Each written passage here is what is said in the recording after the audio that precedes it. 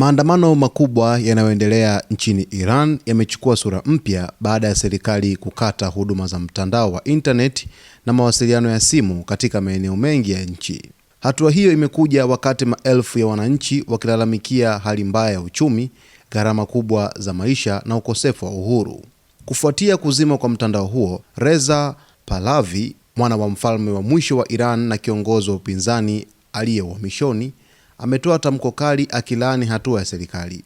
Pahlavi alisema kuwa kukata mawasiliano ni jaribio la kunyamazisha sauti za wananchi wanaodai haki zao. Katika ujumbe wake, Pahlavi alisema kuwa Wairani walijitokeza kwa wingi barabarani kudai mabadiliko ya kiuchumi na kisiasa, lakini serikali ilijibu kwa kutumia nguvu na kuzima mitandao ya mawasiliano. Alisisitiza kuwa sauti ya wananchi haiwezi kuzimwa kwa kukata intaneti, kwani madai yao yanatokana na mateso halisi wanayopitia kila siku. Aidha, Pahlavi aliwataka wa Iran kuendelea kupigania haki zao kwa amani na ujasiri, huku akiomba jumuiya ya kimataifa hususan Marekani na Ulaya kuishinikiza serikali ya Iran kurejesha huduma za mawasiliano na kuheshimu haki za raia wake. Kwa mujibu wa ripoti za mashirika ya haki za binadamu, maandamano yamesababisha vifo, majeruhi na maelfu ya watu kukamatwa. Serikali ya Iran kwa upande wake imekuwa ikidai kuwa maandamano hayo yanachochewa na nguvu za nje na makundi ya upinzani yaliyo nje ya nchi. Hata hivyo, kauli ya Reza Pahlavi inaonyesha kuwa upinzani dhidi ya utawala wa sasa unaendelea kuongezeka, huku wananchi wakizidi kukosa imani na mfumo uliopo. Kwa ujumla, hali nchini Iran bado ni ya wasiwasi mkubwa.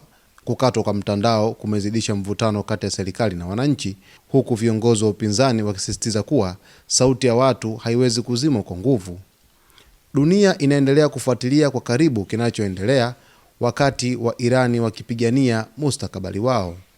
Kufuatia kauli ambayo ameitoa kiongozi ambaye yuko uhamishoni, Reza Pahlavi, dhidi ya kinachoendelea nchini Irani, muda mchache tu uliopita, mapema siku ya hii leo asubuhi, Rais wa Marekani Donald Trump kupitia kwenye mtandao wa Truth Social kwenye akaunti yake aliweza kushare picha ikionyesha mamia na maelfu ya wananchi wa Irani wakiwa mtaani wakiandamana ili kupinga matatizo ya kiuchumi katika taifa lao, ambapo Trump alieleza wazi hali halisi ambayo ipo katika taifa hilo, lakini hakueleza zaidi kuhusu hatua ambazo Marekani itazichukua, kama ambavyo hapo awali aliweza kuzungumza kwamba atashambulia Irani endapo vikosi vya usalama vya nchi ya Irani vitakiuka haki za binadamu kwa kuua raia wasio na hatia.